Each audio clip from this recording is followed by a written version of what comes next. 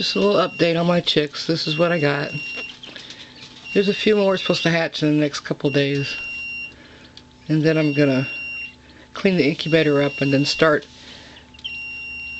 a batch of chicken eggs and then start the quail eggs to where I don't have to open it again. Maybe I'll have some better luck, I don't know.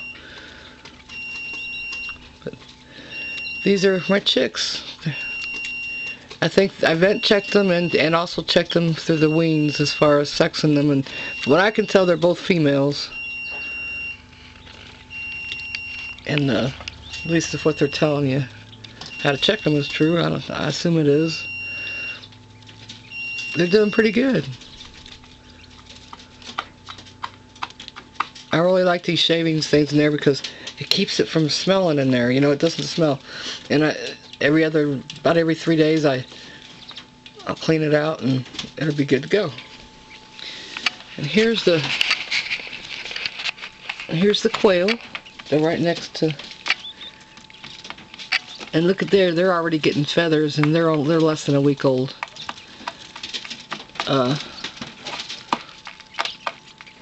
That's the youngest one right there backing up, that backed up to us. And that one back there in the corner, I believe that's the oldest one. It's just about out all of its wing feathers. This one right here in the front is probably the third one hatched, fourth one that maybe hatched. I've got 5 quail eggs or 5 quail chicks and 2 regular chicken chicks. Those are lavender Orpington crossed with Rhode Island Reds. They're kind of cool. They're going to be like a grayish color with white on their wings, and of course I guess that can change as they get their feathers. And it'll be interesting to see. See, I put a little band on their legs, a little black band, because I think they're females. And if they are, then of course I'm going to keep them for right now. And little girl, you got some wood on your butt. They don't keep that water clean for very long, do they? I don't know. I've been watching a lot of channels lately and looking around, and you know something I've noticed about YouTube is when somebody thinks they're getting a little bit too big, they quit talking to you. Like they become famous or something. I don't get that. Get a couple subscribers and suddenly, I don't know, I guess they're sitting there waiting, thinking they're getting autographs or something. But I'm going to start, this might sound a little cheesy, but I'm going to start unsubscribing to those channels.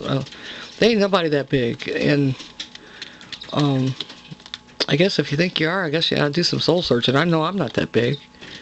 But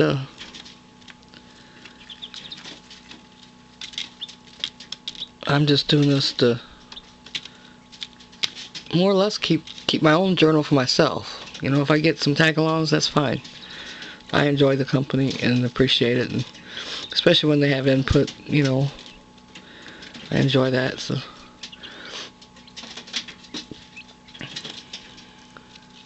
they cleaned up pretty good, you know. I found out, I contacted Crackle Hatchery and talked to them about what was going on.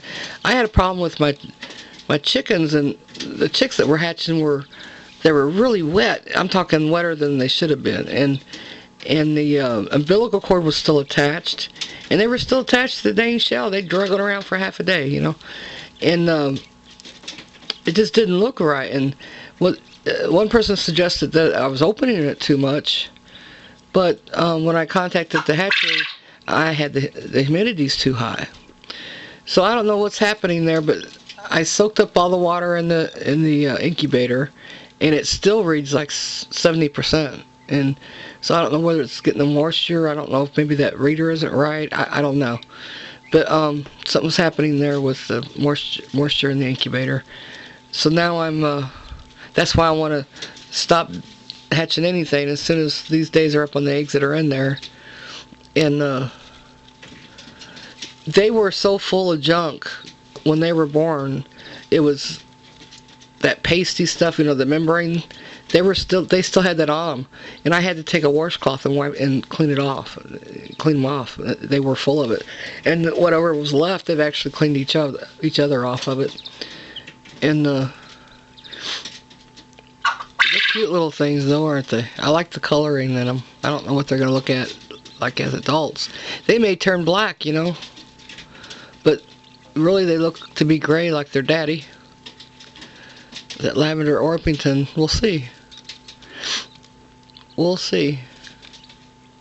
I like the little white tips on their wings. It's kind of cool looking. And these guys, they just look like all the rest of the Coturnix, Texas A&M I got. There's the baby back there in the back. See the one right in the middle? That's the youngest one. And the one on the left in the back is the oldest one, and the one on the right is next to the oldest. Or they might be real close. They were only like a day apart.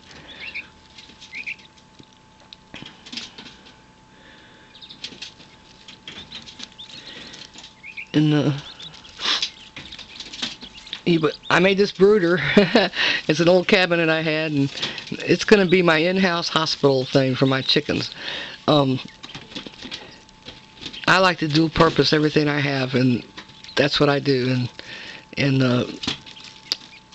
this centerpiece here that separates the two, it's removable. I can make it a whole brooder or just for one or the other, and it's big enough for what I have going on right here.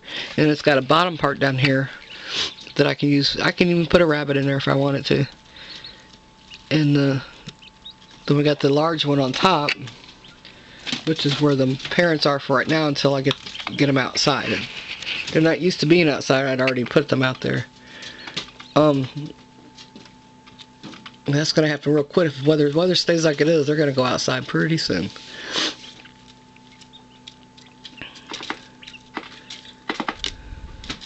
Anyway, that's the update on the chicks. They're doing real good. For food, I just start putting it in the bottom of their cage. That's what they do with it anyway. Both of them. They empty the dishes, and there it is. And they scratch. That's what chickens do. That's what quail do, and it's working out. It's working out for them. I just put it in that one spot all the time, and they scratch through it and find food, and teaches them to forage, which is what they'll do when they get outside.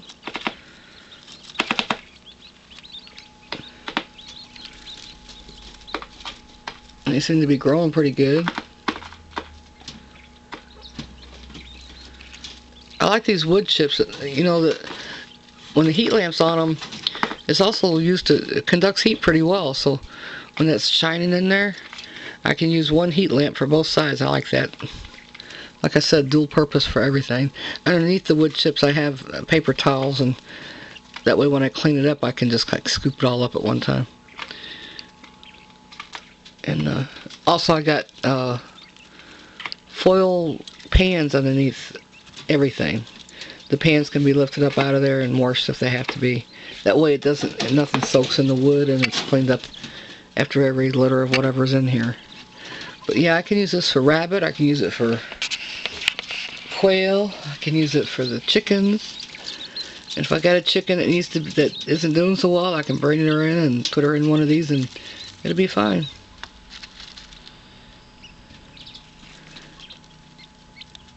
I like these little quail. You know, I had a quail and a chicken hatch on the same day, and I put them in the same brooder. The newborn brooder is that plastic bin. I put them in there first because it needs more control when they're first born. Quails aren't as touchy as chicks are. But I had put them in there just temporarily where I put a door on here for the baby chicks.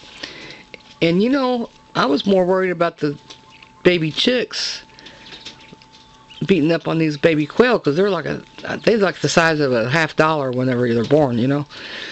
And by God, that little baby quail took a hold of a wing of that chicken and like to drag it down to the ground. That baby chick didn't have a chance. I had to get her out of there. So the quail was gonna whoop her butt.